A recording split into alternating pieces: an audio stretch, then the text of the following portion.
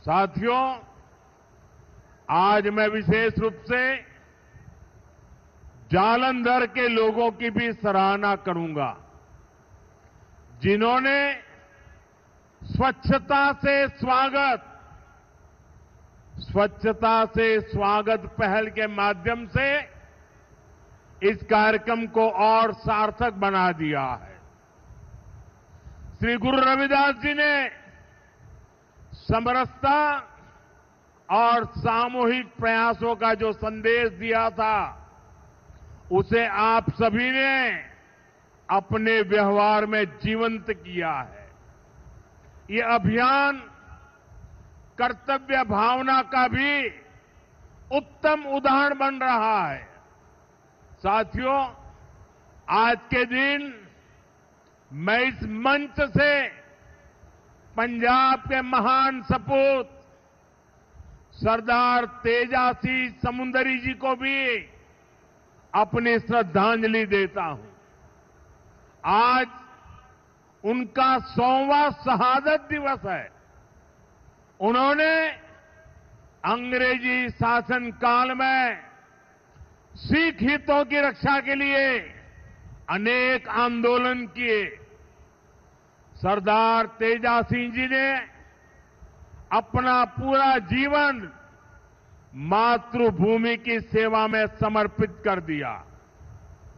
आज से शुरू हो रहे उनके शहादत वर्ष से जुड़े कार्यक्रमों से हम सभी को प्रेरणा मिलेगी।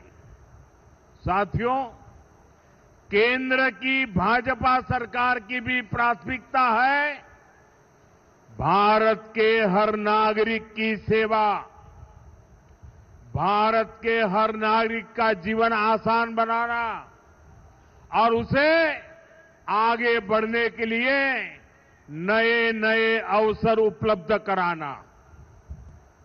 और इसलिए हम नागरिक देवो भव इस मंत्र पर चल रहे हैं।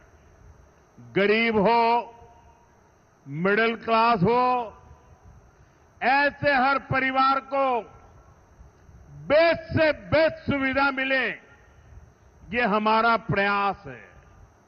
और नागरिक देवो भव का ये भाव हमारे काम में दिखता है।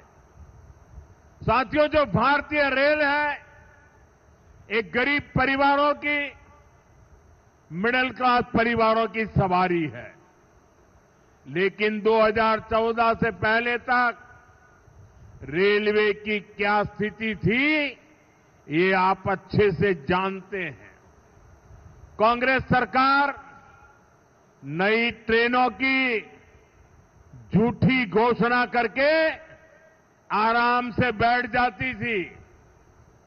हमारे जो रेलवे स्टेशन है, इनको तो कांग्रेस ने अपने हाल पर छोड़ दिया था। यहां तक कि अंग्रेजों के जमाने में जो स्टेशन बने थे, उनकी सूध लेने वाला भी कोई नहीं था। साथियों, भारतीय रेल का नेटवर्क इतना विशाल है कि रोज उसमें जितने यात्री सफर करते हैं, उतनी तो कई देशों की आबादी भी नहीं है। रेलवे के विकास के जो काम आज हो रहे हैं, ये 30-40 वर्ष पहले हो जाने चाहिए थे। लेकिन पहले की सरकारों की प्राथमिकता में ये काम था ही नहीं। गरीब और मिडिल क्लास को भी सुविधा चाहिए, इनको भी साफ सफाई चाहिए, इनके समय की भी एक वैल्यू है। ये पहले की सरकारें चर्चा तक नहीं करती थी। साथियों, ऐसी सोच से विकसित भारत नहीं बन सकता था। इसलिए बीते वर्षों में भाजपा सरकार ने स्थितियों को बदलना शुरू किया। आज पूरे देश में रेलवे स्टेशनों का कायाकल्प किया जा रहा है। अमृत भारत स्टेशन स्कीम के तहत 1300 से ज्यादा रेलवे स्टेशन को आधुनिक बनाया जा रहा है और इनमें से कई स्टेशन पर काम पूरा हो चुका है। आज ऐसे ही 75 स्टेशन का लोकार्पण किया गया है। साथियों, जब आप यहां जालंधर कैंट स्टेशन में जाएंगे तब आपको एहसास होगा कि वाकई हमारा देश विकसित राष्ट्र बनने की ओर बढ़ रहा है। ये केवल स्टेशन नहीं है, ये एक प्रकार से सिटी सेंटर है। जालंधर कैंट स्टेशन आधुनिक भी हुआ है और इसकी कैपेसिटी भी बहुत बढ़ गई है। ऐसे ही आनंदपुर साहिब, मुक्तसर और साहिबजादा अजीत सिंह नगर स्टेशन का भी कायाकल्प हो गया है। साथियों, हमारे नए रेलवे स्टेशन व्यापार कारोबार का भी माध्यम बन रहे हैं। यहां जो लोकल कारीगर है, विश्वकर्मा साथी है, महिलाओं के सेल्फ हेल्प ग्रुप्स हैं, उनके उत्पाद स्टेशन पर बिक सके, ऐसी व्यवस्था बनाई गई है। और ये अमृत भारत स्टेशन हमारी विरासत, हमारी धरोहर के दर्शन भी कराते हैं। अब जैसे जालंधर है, यहां की पहचान स्पोर्ट्स से है, खेलकूद से है, तो जालंधर कैंट स्टेशन में पंजाब की खेल परंपरा और लोक संस्कृति के दर्शन होते हैं। आप आनंदपुर साहिब स्टेशन जाएंगे तो वहां तख्त श्री केसगढ़ साहब की झलक दिखाई देती है। कालका स्टेशन पर श्री काली मंदिर के दर्शन होंगे। यानी हमारे स्टेशन अब हमारी संस्कृति, सभ्यता के प्रतीक भी हो गए हैं। साथियों, हम अपने पूर्वजों से प्रेरणा लेते हुए, उनका मान बढ़ाते हुए ही एक सशक्त राष्ट्र बन सकते हैं। इसी पवित्र भाव से ही आदमपुर एयरपोर्ट का नाम श्री गुरु रविदास जी महाराज जी एयरपोर्ट किया गया है